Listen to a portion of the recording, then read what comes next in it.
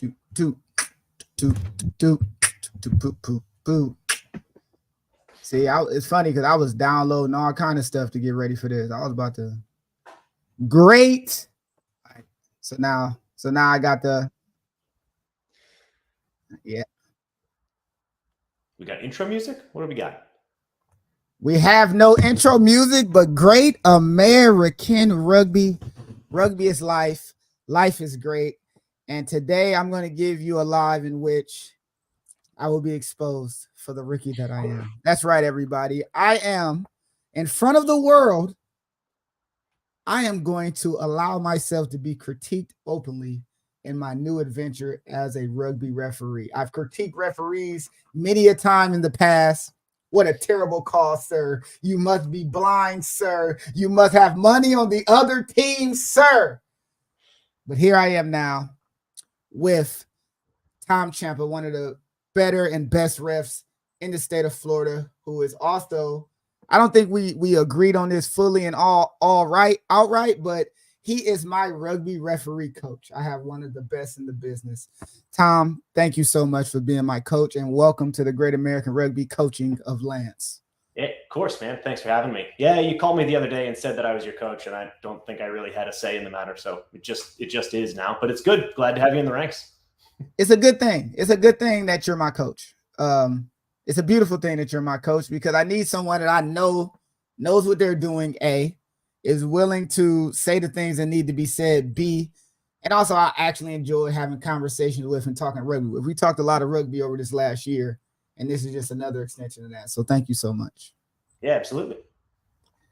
So for everyone, I would like to say that it's going to get bad before it gets great. it's going to get bad before it gets great. But this is Great American Rugby. So before we get into that, Tom, could you please tell us a little bit about yourself so people know all the awesome stuff that I've come to learn over this last 2 years of knowing you, 3 years, 4 years, 3 years, 4 years, 5 years. Something like that. Yeah, so I've been living in Florida since 2019. I took the referee course in 2010 up in New England. And then I didn't referee at all. I don't think I reffed a game, maybe one here or there. But I tried to have my last season as a player in 2021, and then played one game against the Tridents, which the Panthers won, and then broke my thumb, and I said, all right, fuck it, I'm a ref now.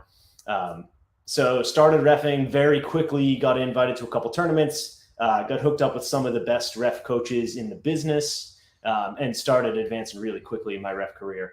So I look back on it. It's coming up on 3 years. In April will be 3.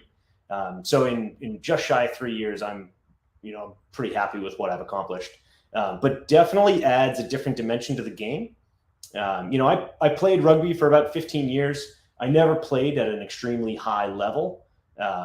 But like anything, if I knew now refereeing what I knew then when I was playing, it's definitely a different dynamic, and it gets inside your head. So one of the things that I think is fascinating going through this with you, Lance, is you have a very high rugby IQ. I don't have to worry about you learning the game. I have to worry about you applying your knowledge of the game and applying that in the field while you got a whistle in your hands. But that's what this stuff is for. So we're going to go through. My philosophy is I don't need to tell you if a call is right or wrong. You get plenty of that from the sidelines or from the players. At least I do, so you generally know when you watch one. But what I'm here to do is go through the decision-making process and what you can do to put yourself in the right position to make the right calls, both for the players and for the fans. I think it's one thing that goes wildly overlooked is how many people or how much influence the referee has on the enjoyment of the game for the people watching. And here we are. I am about to get roasted because I know for a fact that I'm going to make mistakes when I'm actually refereeing. I know for a fact that I'm never going to get it perfect. I'm never going to get 100% right.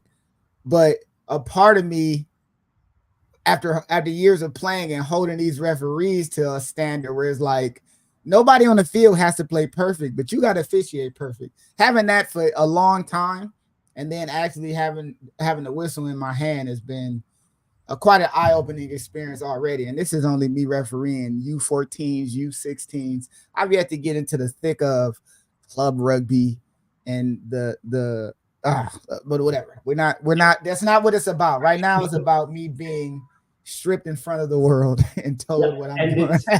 And it's definitely different. I mean, as a player, you're judged on your highlights, you're judged on your best plays, and you get that one clip of look at this amazing tackle or this amazing try. As a referee, it's the opposite. You can do 1,000 things right, and people judge you on the one thing you get wrong. Look at this knock on he missed. Like, very clearly in from the side. He's off his feet, and that's the one that people talk about. So. And that's the way the cookie crumble. That's the business, right? Yeah, and there's no avoiding that. That's part of it as a referee. Absolutely. So, with no further ado, after wasting 6 minutes of your lives to talk about background stuff, let's get into where I can improve. I'm gonna let you take it away. Yeah. So Lance, what I think we're gonna do is we're just gonna play this game, and I'm gonna pause it about 1,000 times. So we're probably only gonna get through 5 minutes of gameplay in this. But I'm going to pause it and see where you're supposed to be and where you are, and what decisions are supposed to come, and then what decisions come.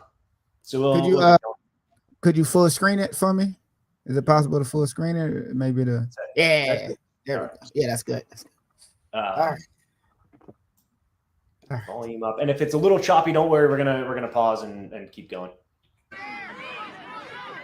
You can mute it as well. That'd be great.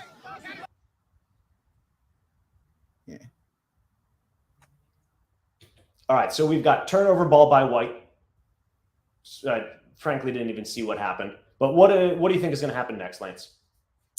Well, if it's a turnover, most good teams move the ball completely away from where the turnover happened, more likely to the open space. So they're probably going to go to our left to cycle the ball through.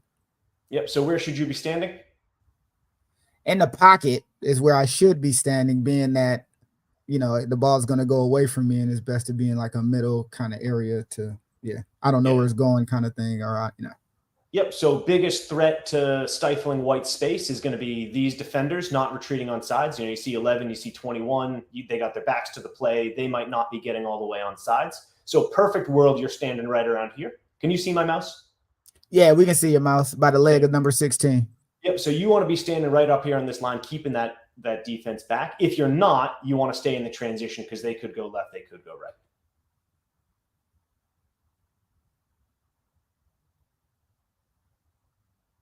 And it goes left. And it goes left. All right, so we got another slow ball. Where do we think it's going now? It's definitely going to have to go left again. It's definitely going to have to go left. We got a big gap right here opening up by the defense. If they were smart, they'd exploit that. So after that transition, you should have moved here because, again, first threat is going to be slow ball, right? That's what's going to take away their time and space. Second is going to be this offsides by these backs, right? So it looks like they're creeping up, and by creeping up, I mean they're not getting all the way to the hindmost foot. So you should be up there keeping them on sides because a good referee is going to prevent the penalty from happening. And if you don't want to end up as a cop out there just banging them for offsides. Yeah.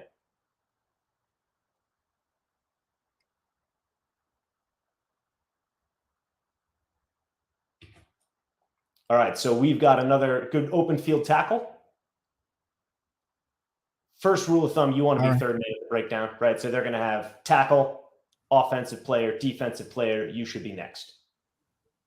So what do we think is going to happen here? Good open field tackle. White's got support. What happens next? Chances are they're going to play pretty fast from this point. Yep.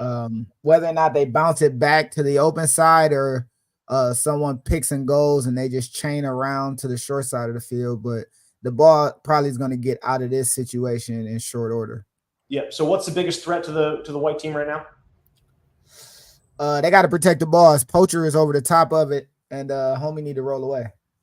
So first thing that's going to happen is this guy's got to get out. He's the biggest threat to quick ball. He's probably the second biggest threat because he's going to come in and try and disrupt. So where should you be standing? It should be standing somewhere between the hash and where the ruck is, hash marks the football line hash marks where the ruck is happening, and probably where the guy with the pink shoes on one foot to the right of the ruck is facing the defense. So in you between him want and to be right around here. If they pick closer? and go left, you can see it. You want to be standing right here. Yeah.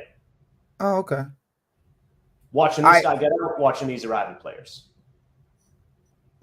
Okay. So all right, so this is a question I have, right? And that's it in that scenario where you said the guy rolling away is the biggest threat to quick ball. Okay. Yep. Which is perfect. So we'll go back. You'll see this. Yeah. So you said guy is the biggest threat to quick ball. One of the things that you told me, and I actually started implementing, and it's part of it, how much a slow ball disruption along the lines of the guy not rolling away and the poacher putting his hands on the ball do I allow to actually happen, right? So let's say the guy that's going for the jackal right now gets his hands on the ball. I say no green, no hands, no green. How much of that do I allow to happen? Because slowing the ball down essentially is the same thing as, I mean, in my mind almost, is not getting back 10 on the penalty just to slow the quick tapper down or to keep him from really advancing up the field. How much of that should I allow? No green, leave it. He drops it. Green rolls away. If it disrupts slow ball enough for Green to get their whole defense set, and that mishap in the circumstances gives them the advantage of, you know, keeping them from really being exploited in this short man situation. Yep. Should I advantage that, or you know what I mean? Yeah. So there's two things that have to happen, or there's two things that happen when you slow the ball down. One, this green player on the ground, probably the most important thing is the angles and the direction of the support players. Right. So we've got two white players in pretty good position, you know, 4 squaring up. I don't have this number, but he's not going to win this ball unless he does something amazing, takes out 2 players on his own. Right. If this player on the ground affects this player's ability to clean him out, that's a penalty. So if this player disrupts this player and that allows this player on the ball, the first thing that went wrong is the tackler didn't roll. So when you go through and you say tackler must roll, tackle assist players must clearly release the ball carrier must release the ball, arriving players on their feet and through the gate in that order. Number 1 has to be complied with before number 3 can be complied with. And then the second thing is delivery of the ball for the next phase, right? So if they've clearly won this ball, Green says we're not going to contest, we're hands out. He can't slow the ball down until there's somebody there to play it. So if this is Aaron Smith coming up and he's lightning quick on that, bang him quick. If this player's 8 feet away like he is, who cares if he's slowing it down because this player's not there to play it. Make sense? Okay. Yeah, that makes actually great sense. So everything is its own, and every situation is dynamic, and that's why it's not you have 1 second to release, or you have 5 seconds to release, or to roll, or to get rid of it. You've got to approach everything, and a U14's game is going to be different than a D2 game, is going to be different than a D1A game. So you've got to give the game what it needs in this situation. Mm-hmm. Okay, that makes great sense. Yep. So as you know, those players come in. I go, it was 14, not 4. He gets the ball, no issues with delivery. They're going back to the right. Now, if you're standing here, you can probably keep this guy on sides and just be there with your body, push him back. I mean, it's a U14's game. You can grab him by the shirt and throw him back if you want to. Don't say that, because if I do it and some parent upset that I'm playing defense, you're preventing the penalty. That's fair. All right, so we've got white carrying strong. Where are we going next?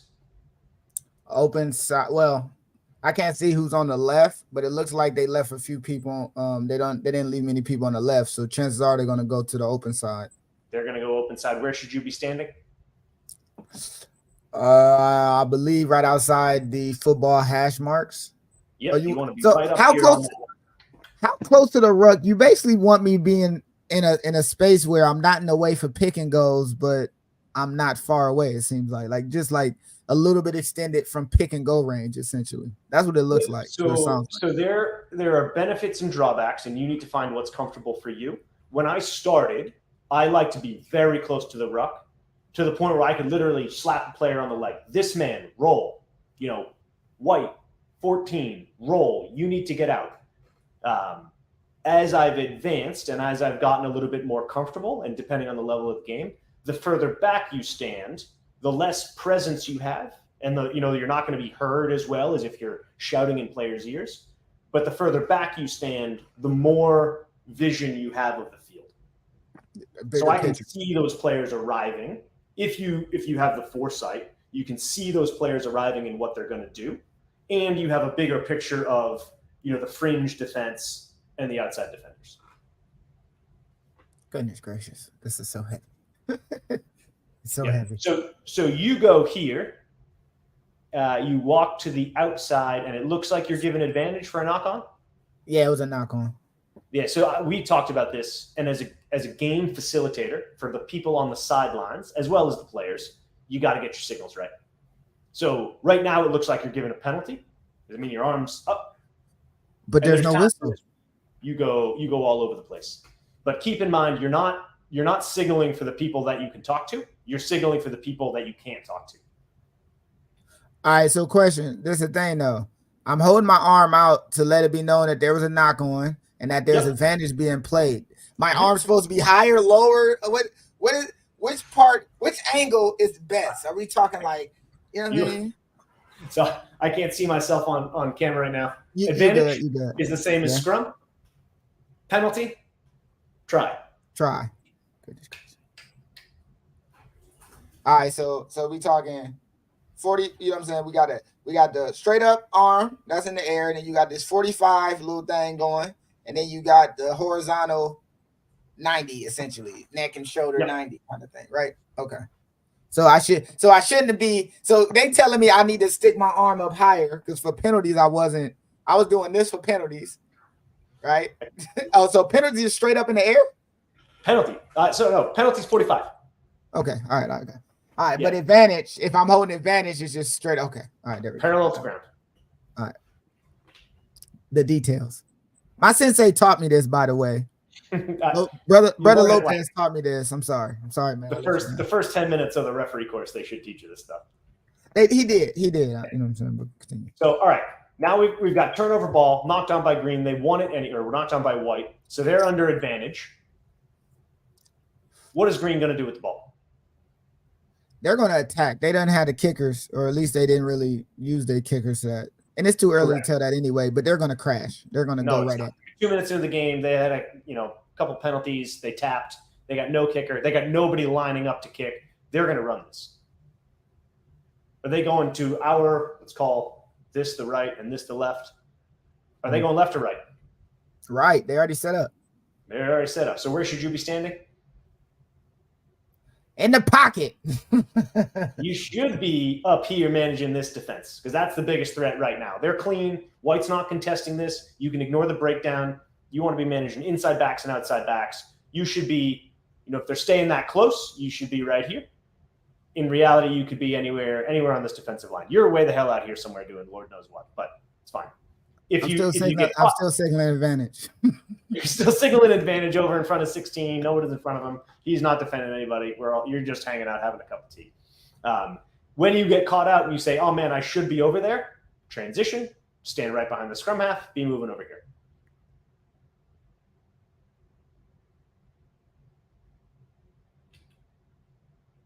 So we've got a good positive tackle. Where should you be now? You got to be looking at this breakdown. I'm pretty sure I'm to the left looking at the breakdown. You're over in Hooksville. You're golfing or something over here.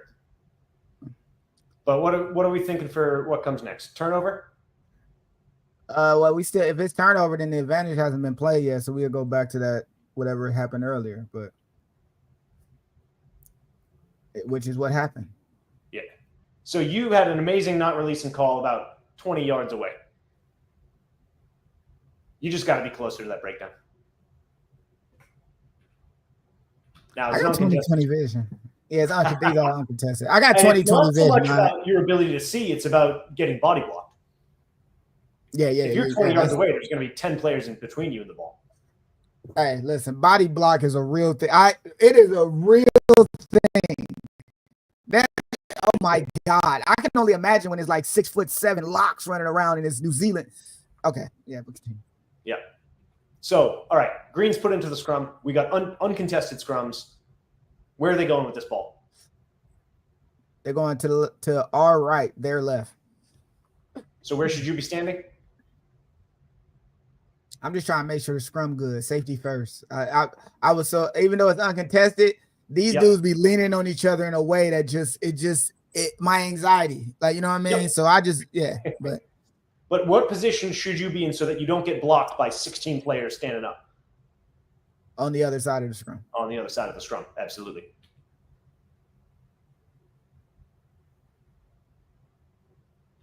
So, and now you see it. You know they're going over here. I know for sure. Move your feet. That firmly planted left foot. Get on your toes. Get moving. Those Nikes are comfortable, by the way. Continue. People tease me for not wearing boots. Those are comfortable. Yeah. All right. We got a breakdown now. White took this. They actually did a decent job covering that. The kick didn't go very far. It's always kind of sloppy. It's easier at the high levels because they boot at 60 meters and there's no contest. But we've got White in possession. What's going to happen next? Well, it's Okapi, so they're going to organize and attack pretty well. They're going to attack pretty good. Are they going to pass it to this one dude who's standing super flat, or are they going to go off to the right? I think they haven't really assembled their Voltron powers yet because they still picking, protecting the ball. Yep. But if I had to guess from here, all those dudes on the right are basically just going to line up on the right-hand side and go forward. Yeah. So where should you be? If anything, if my memory serves me correct, I should be not too far away from the ruck on the right side, making sure the defensive line is where they're supposed to be. It sounds like that's where we're going with this. Okay. Absolutely. And where are you? I'm way down here. I'm somewhere on the. I'm playing golf. Let's just say that's a new term. I'm playing golf right now. I'm golfing.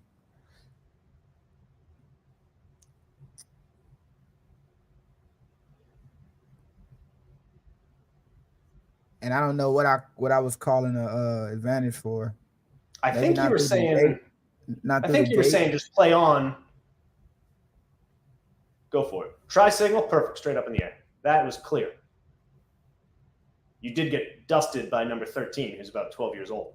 I was getting dusted by all them kids. Like all of them. Oh, I retired at the perfect time. Them kids were running on me.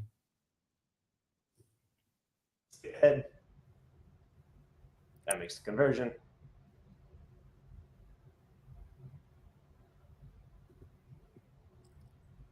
Players jogging, Lance on his feet. What are they doing? They kicked deep left the whole game. They just kept going deep left. Where should you be? I'm on the left. You're on the left. Where should you be going?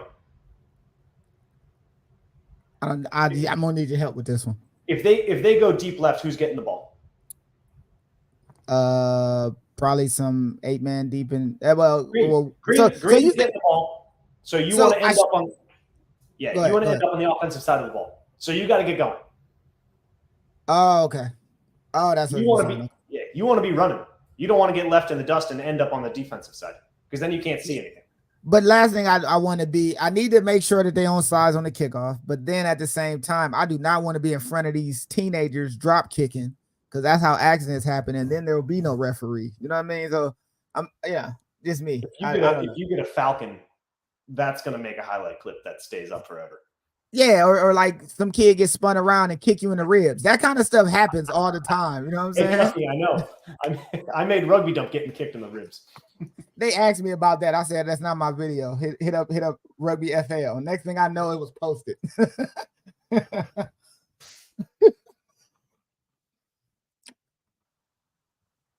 They kept kicking it out too. It was beautiful. It just line out. All right, let's get right to it. fine. What are the chances said you on- use some stupid technicality at this lineup? Oh, 1,000,001. I don't listen. This help me out. Okay, this is. Yeah. I'm glad this a line out. Yes. All right. So here's the thing. Okay.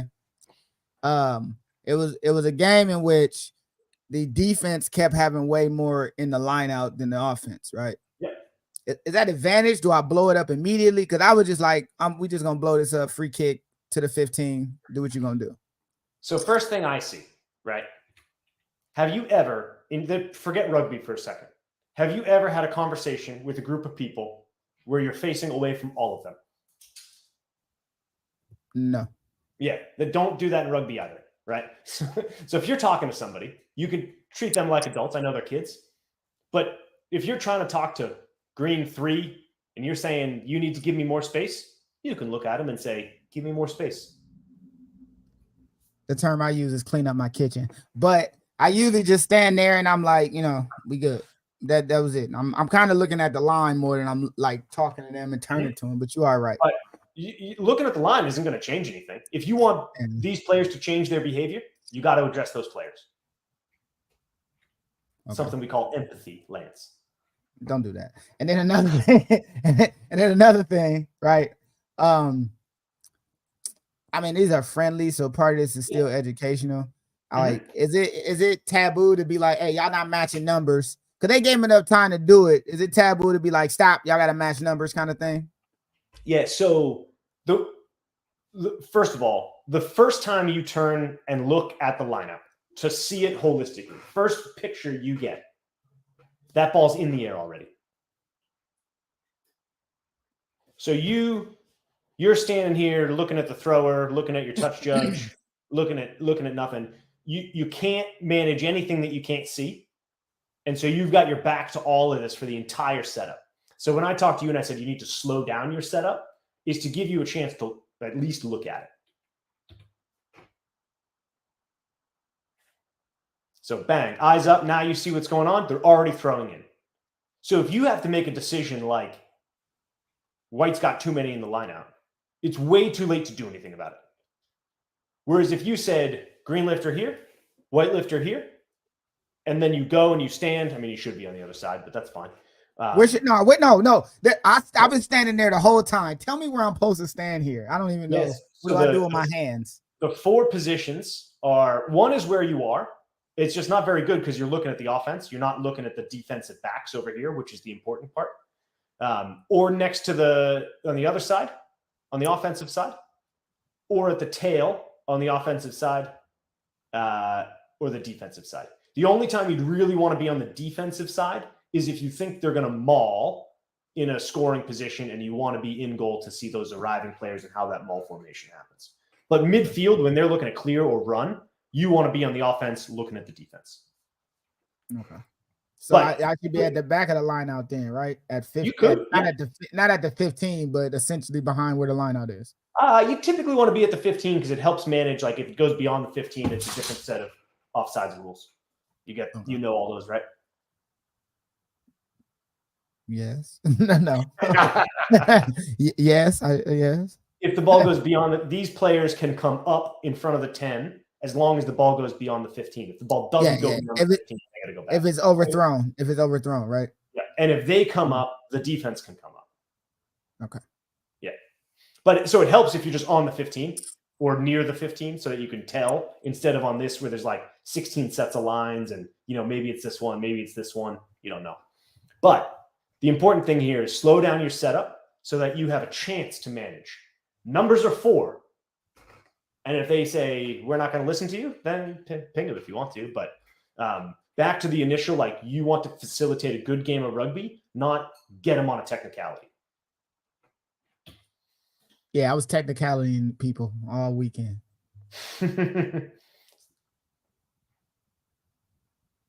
What'd you call obstruction? I think so. Who obstructed who?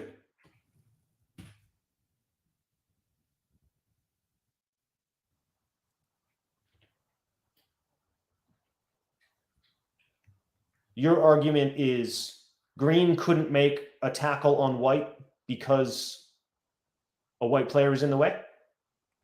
Well, he ran back into the middle of them, even though Yeah. the space was it was a whole bunch of space. He can go to the left, and he ran in between like 3 or 4 of his people, and it basically kept the defense from closing the space from where it was. That's essentially what I saw. You think the defense couldn't make a tackle here? The wrong word is couldn't make a tackle, more like couldn't approach to make it. Like they were stuck behind on the other side of the white players until he ran through the split the Red Sea. So what do you think? What didn't happen? You said that somebody cheated. Somebody infringed on the rules. So it wasn't malicious or intentional. So it probably should have been the scrum or something. I would have just played on. See, that's why you the man. But continue. You know, I mean, but what's White has the ball at this point? They've turned it over. It's White's ball. Green's trying to tackle him. They did. What's the problem? All right, so go back. Let's give me a half split second. Maybe I'm tripping. All right. So first of all, I ain't looking. Look at my watch. All right, sweet. So White's got the ball. Down. Now White is firmly in possession of the ball. Yes. They're running forward. And 17 just gets tackled. Fair enough. Now, if 16 throws a lead block and he makes a break down the sideline, sure, fine, obstruction. But if he didn't prevent the tackle, who cares? Oh, so that's what it's about, preventing the tackle. Just in a general sense, it's just preventing the tackle. I mean, technically it's obstructing a tackle, but yeah. Okay. That's all I don't like this. I don't like this anymore. Continue. I don't like this so much. It was a good idea until now I'm in the hot seat. Oh, this chair is warmed in a mother. Woo! Need some ice. So we rumble in. Big man's got the ball. Bang. What happens now? People got to roll away. Tackler assist has to release. Who's going to maintain? So he just rumbled for 10 meters after first contact. Green's going to maintain possession. I'm on the wrong side. Where are they going to go? They're going to go open side. I'm on the wrong side. They're going to pass probably out to this guy. Yeah. So where should you be standing?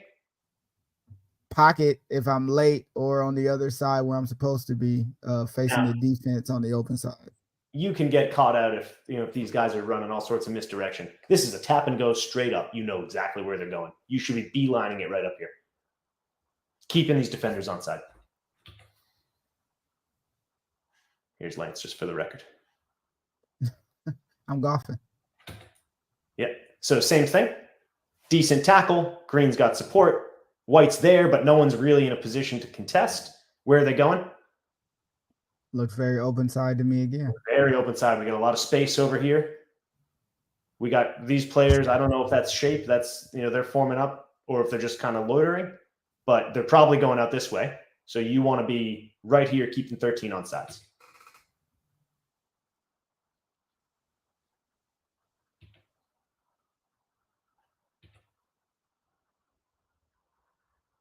Backwards. Yep. Mm-hmm. So we got play on situation, but what's happening now? Negative tackle. Green got driven back.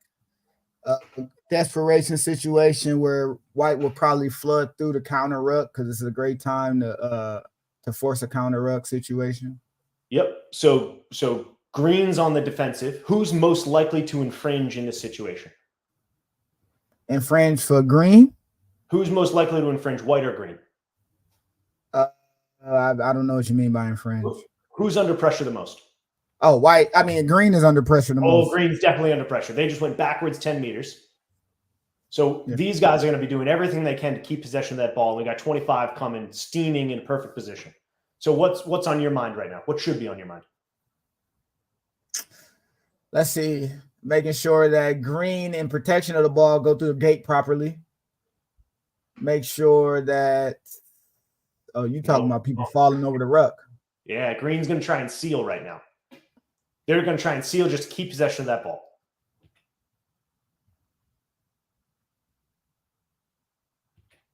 They did not.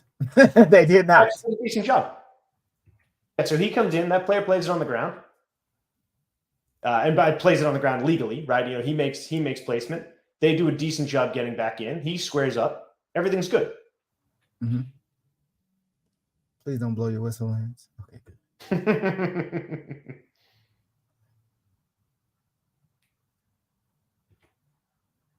Where are we going? They got to come my way. I'm trying to move out of the way of big homie. It looked like they're going my way. They all set up over here.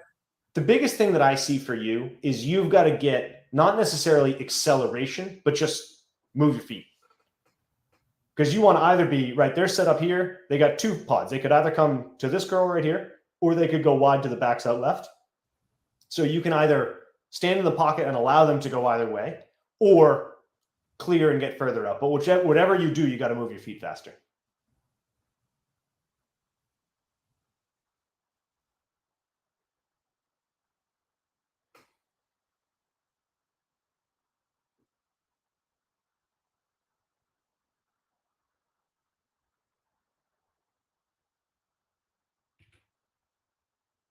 Where are they going? They're going to our right.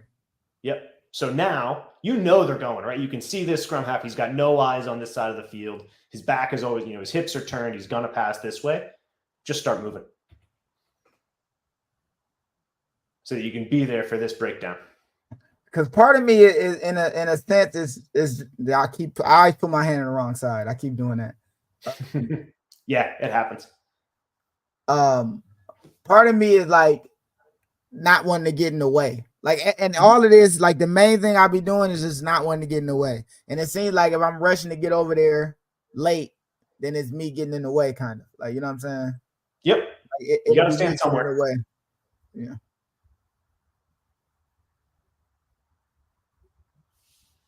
It was something that happened there. I let it rock. That's fine. Let the boys play. But White, so what was your White is laying on the ground and he making the guy that's protecting the ball in his weird position. Yeah, so he got to like be long leg extended because he's not trying to get out the way, and he basically got clobbered and counter rucked over, and the guy on the ground wasn't moving to help the situation. So it's like not really. So we've got this White player. Your process is spot on here, right? So we've got this White player who's slowing the ball down, not allowing Green to play as they want. We've got these players who are a little bit lazy, getting back on sides. And then we got Green in decent position.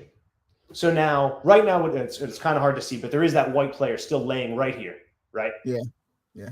So now, if your hips are square, and you're facing north-south, right? So you're facing the defense. If you were facing the defense, you could see this guy coming in to counter ruck. Right? You could see him prep. I'm going in. Right now is when you can influence that game, right? So you can say, no, White, no. Because sure, they're slowing the ball down, but let's be honest, Green's not going laser quick. They're not right on it.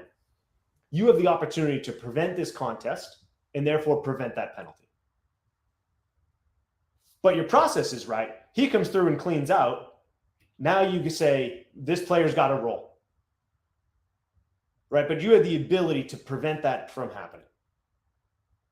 Just use your words. White, no. Look at the signal though. Look at the signal. Give me credit when I do the signal. I quit. The signal was great.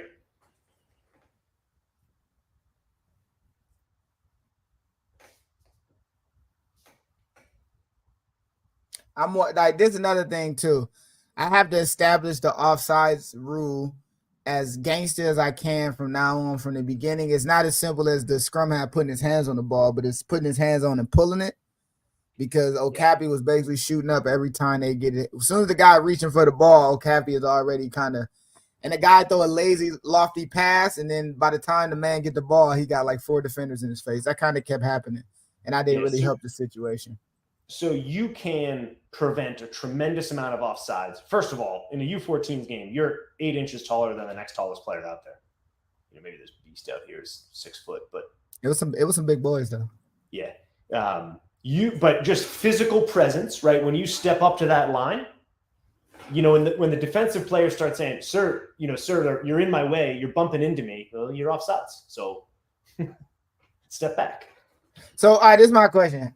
Should I Yep. be standing where the offside line is? Like my feet are on where the offside line is, essentially. So no, you want to be, and it's hard to show on, with just a camera here, but Yeah. you want to be facing the defense so you can push them back if you need to.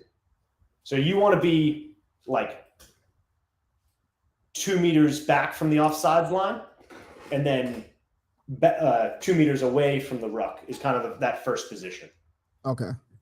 So that you're off to the side so that they can sneak and go up, and if they make a pass, it goes behind you. Yeah. But you're there facing the defense so that there's physically a body in their way, and if they get too close, I mean, you can step up and push them back if you need to, and then step back into position. Oh, okay, that's handy. So now we got White exploiting some gaps, straight up the guts. That was some fantastic style. I got to give you credit there. Where credit's due. What running past with a try haven't? Yeah. The mantra for the referees is that's your 2 seconds where you're in the camera frame, right? When they got those NBC Peacock is when they're filming the game, they never get the ref unless you're right there when they score. That's your TV time. I don't need to be on TV. It's the only 2 seconds you get to be on TV when you got a good camera crew. Is there a signal after the conversion's made? I keep putting my arm up. Straight up, like you did it right. Okay. Don't go to the sideline, young man.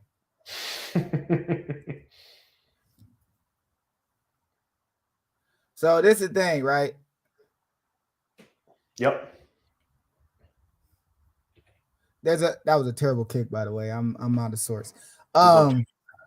If the guy's going on his way out of bounds, right?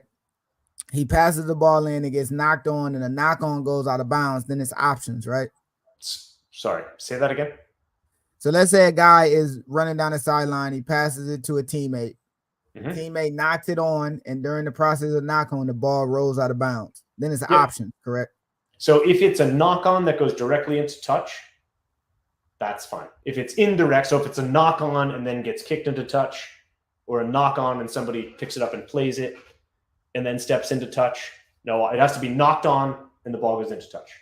Hits the ground, bounces, rolls out of bounds, or just goes straight out. Doesn't touch another player. Yeah. Okay.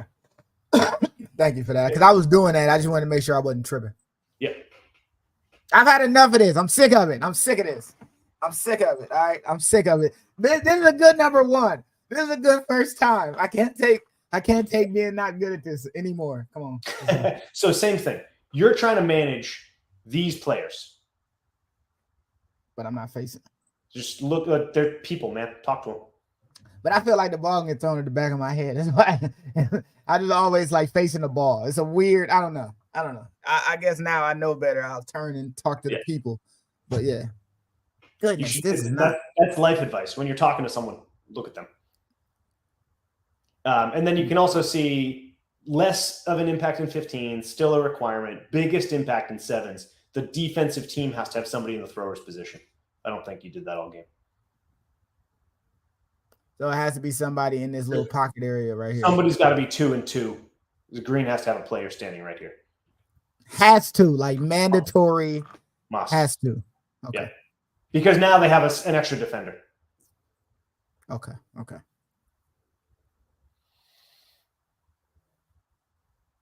Oh, what a lineup by White. Them kids pretty good, man. Yeah. You know the questions at this point. Yeah, where's the ball going? Where should you be standing? So who's going to maintain possession? Right. What do we got in this contest? White's going to keep the ball. They're probably going to go to the open side. And you should be? On the open side, facing the defense, 2 by 2. Yeah. And they've got, my guess is 30 feet of space right here that somebody should be barreling towards. They don't. 9 keeps it because 9's ruin everything.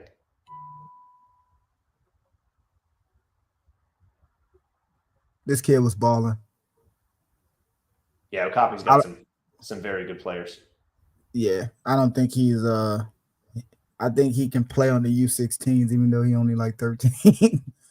Like physically, he would just overwhelm me for all the kids on the field. You know, there's a lot of different stages in development. So it's like one kid that's almost an adult built, and then it's like the puny kid that's still like an adolescent, like on the same field is wild. Yeah. The only tip I will give you is on the conversion. You know if it goes over, but all the sidelines, just make it clear. I hit the whistle. I was told I need the whistle, right? Yeah, you do. Okay. I ain't tripping. Oh. That's a steal. I probably didn't give it to him, though. Let's see if I did. All right. So what do you know? First of all, where are you? Dude, it's a tight camera. I'm out of the way. I can see 20 players, and you're not one of them. That's a problem.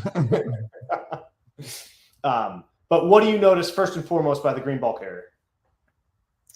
Running real tall, powerful, running into some trouble. What do you notice of the ratio of green to white? Well, at this present moment, green is outmanned 4-1, but in a general sense, yeah. Yeah, so he's pretty isolated. Oh, there you are. Look at you. So now what do we see? Tackler assist. Yep. Looks as though if tackler assist release has clear separation and the tackler gets out of there, or at least attempting to get out of there, I'm giving it to him. Bigger picture, what do you think is going to happen at this point? Are we looking at turnover, or are we looking at green maintain possession? Looking at super turnover. Super turnover. Oh, well, listen, on the level that I play, turnover, but in a U14's general sense, anything can happen. Yeah. Separation.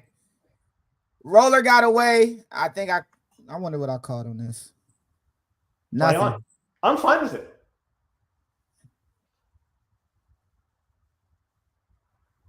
Wilmington got some pretty good pieces. They just need to organize just a little bit differently. And I know the coach knows it.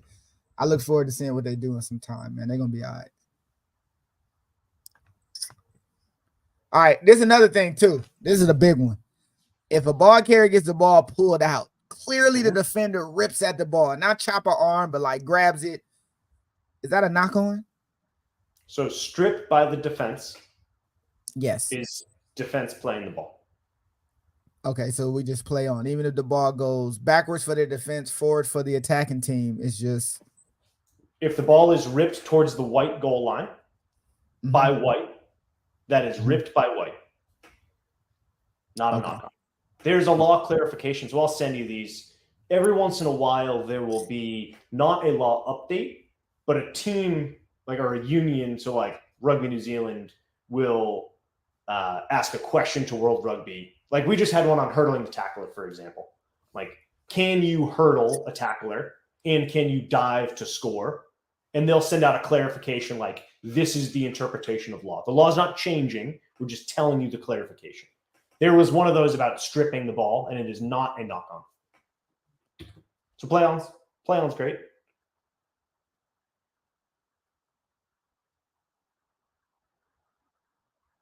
That ball is out.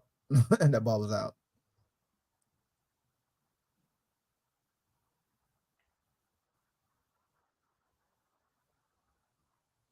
Green finally getting some face play together.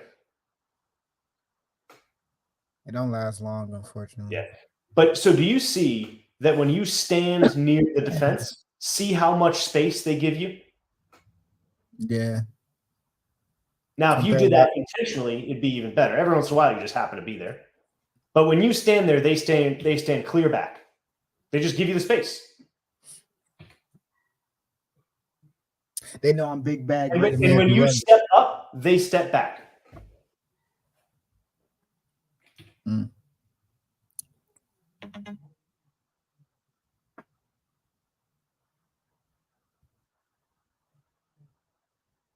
It'd be nice if you did it on the right side of the field, but it's my third game, man, ever. Yeah. Now the excuses come. Now, spot on, right? Clear, backwards out of the hands, play on. What should you be doing? Getting back. Getting back. Green's probably going to maintain possession here, but you've got to be in a good position to see that. Give yourself a credible position for what's about to happen. So just move your feet. Because now what do we got? Playing the man without the ball. I mean, you put the ball in the deck. Sure. Yeah, but yeah. Where are you? You're not going to be able to judge this contest fairly with arriving players because you're way over here. And I'm body blocked. And exactly.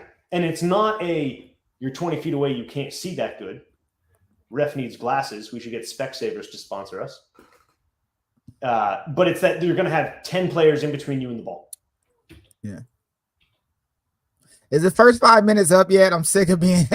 I feel like the dude. I feel like the dude in the middle of the town square getting tomatoes thrown at him in the gallows right now. But yeah. So it's good, right? The thing that I think a lot of people don't realize is how many decisions you have to make that don't involve you blowing your whistle. Yeah. Yeah. And, some people will look at this and say, there's just so much nonsense in your head. I just want balls and strikes. I want a baseball umpire. Is the guy off his feet or is he not? And if you referee that way, first of all, you're going to call 60 penalties a game. I don't know what your penalty count was in this game. It was a lot. And when you have so many penalties, good or bad, it's a lot. Good or bad, it's a lot. When you have so many penalties, and people, it's a bit counterintuitive, but it hurts the offense just as much as it hurts the defense, right? Players want to be able to play rugby. We practice phase play. We practice our patterns. And when we can never get our offense going, because even if the ref is giving us the penalties, but in a U14s game, they're not putting it 60 meters into touch, right? They're tapping and going. They're not putting their structure together. They're not playing fun rugby. Whereas you as a referee can say, hey, if I don't blow this penalty, it will allow you to play rugby as you want. Okay. I got a game this weekend. What's some things I should be looking to going into this weekend? So clear and obvious signals, right? The signals aren't for the players that you can talk to. The signals are for the players that are on the other side of the field. Yeah. Hey, we've got advantage. Maybe I'm not 20 feet away. I can't hear that you say you have advantage, but bang, arm out. We're under advantage. We're good to go. Penalty. Hey, that's to us. Start doing this. That's to us. I'm attacking. Clear and obvious signals. You want positioning at the breakdown to be thinking, what's about to happen? Where am I going to go? Yeah. And then slow down your set piece setup. Make sure it's right. Because there was one in there. I don't think we covered it during this, but it's like, good. Hey, you got too many players. Gotcha. And nobody wants that, ref. They say numbers are 4. Full line out, 8. Full line out. All right, everybody get in. Okay. You want to work with the teams. And I get one of my good coaches, he'll say, anytime you speak, you're either building a relationship or you're tearing one down. And there's no neutral comments. You're either helping the game or you're hurting the game. Okay. So when you look at sevens refs, they don't speak. Number, color, infraction, that's it. Occasionally you'll call tackle if someone's getting a knee to ground. But if you have to say 13 white, roll, just call the penalty. That's sevens, though, right? That's sevens. Yeah, in 15s, there's a bit more chatter because you can facilitate a better game. 15 is much more of an intellectual. There's an art to refereeing. I don't know. Did you see that? Not yet. I haven't watched Whistleblowers yet. No, not yet. All right, you got to watch. It's good. It's very good. All right, I guess I'll tune in just a bit. Cool. All right, so give me a grade, man. You watched the first 20 minutes of my games, pretty much all of them. I think first 5 minutes of all my games. Yep. Right. Obviously, you told me things I need to improve on, which are the same things you told me to improve on last week. I hate this, but as we get to going into these games, I do want to figure out better ways to get better. So I will take heed to clear signals, slowing down for set pieces, and facilitating a better game, and not trying to be a gotcha ref. Oh yeah, nobody wants a gotcha ref. Nobody wants a cop out there. People love the police. But anyway, Great American Rugby, Ciampa. As always, you helped me out, man. I appreciate you giving me an hour of your time to be on a live, and my first YouTube live. You are the first one. Your grade, by the way, is a B plus. I'm a hard grader. All right, is it B plus? Because give me because I'm a rookie. B plus. Now give me a grade in like the real sense. If I was just to let's rack and stack all the referees in Florida. Let's just go South Florida. Let's just keep it in a nice little contained bubble. So South Florida, we've got 25 referees. Yep. You're 15th. I'm coming for you. I'm coming for the top 10. I'm coming. But nah, to be honest, like, people like you, Hale, both the Lopez's, Roche, are like part of the reason, and the many refs I've met during these travels of Great American Rugby are the reason I even consider being a ref. Somebody asked me to be a ref like 2 years ago. They're like, you should be a ref. I'm like, I don't want to be no whistle weenie. What I look like? No. You know what I mean? And now that I've started, man, it's some of the most fun I've had with rugby in a while. It's definitely a different level. People will say the ref has the best seat in the house. So much more, it's not just if I call 20 penalties in a game, which is a normal amount of penalties. There's so many more than those 20 decisions, right? There's how many non-decisions. There's how many times do I speak? Do I not speak? Do I use my whistle? Do I use my body? Where do I go? What's happening next? What is the offense trying to do? How is the defense going to prevent that? Is it going to be legal? How can I get them out of that penalty? How can I work on the last scrum to make sure this next scrum is better? There's so much that goes into it that the players don't even understand. You're like, I'm trying to work with you. I'm trying to reason. And some players would just be super hostile to refs. Like all you're out here to do is blow the whistle when I commit an infraction. And that's not always the case. Yeah, and I've learned that. One last thing. This is something that I think that you can give me insight on as well. So high tackles, right? Yep. With these kids, a lot of them are so unintentional, but they still happen, right? I've asked other refs this, but how strict should I be about high tackles, especially on the U14, U16, U19 levels? So we love our acronyms in refereeing. SEC, safety, equity, competitiveness, right? So as a referee, your priorities, number one, keep everybody safe, especially at the youth level. Then you want things to be fair. Green versus white. Make sure you're calling the game equally. And then you want it to be competitive. That's when you're like, I kind of jumped straight into that. Like, what can you do to make this game better and make this game more enjoyable?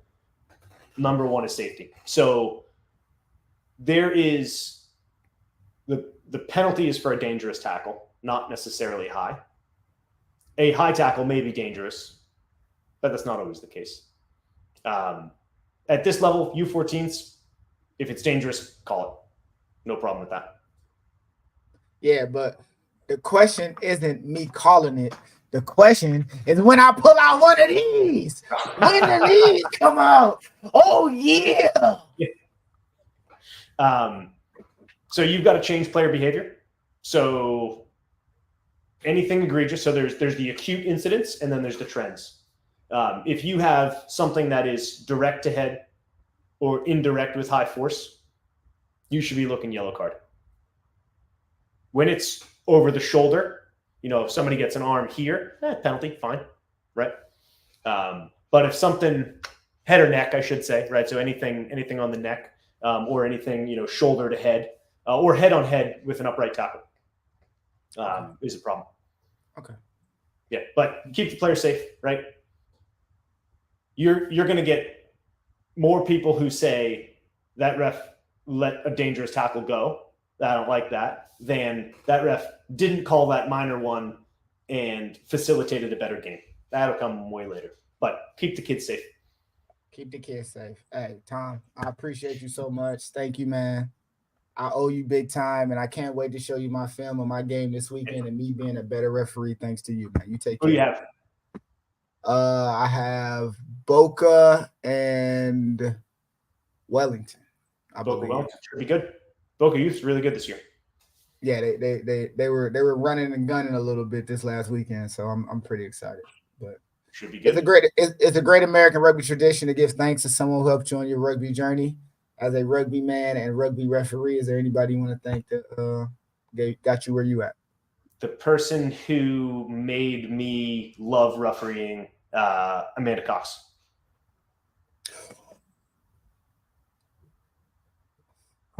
I got a surprise for you in a couple weeks. I got a surprise for you in a couple weeks. Thank you for stopping by, man. I appreciate it so much, and I'll talk to you real soon, brother. Of course. Anytime, Lance. Yep.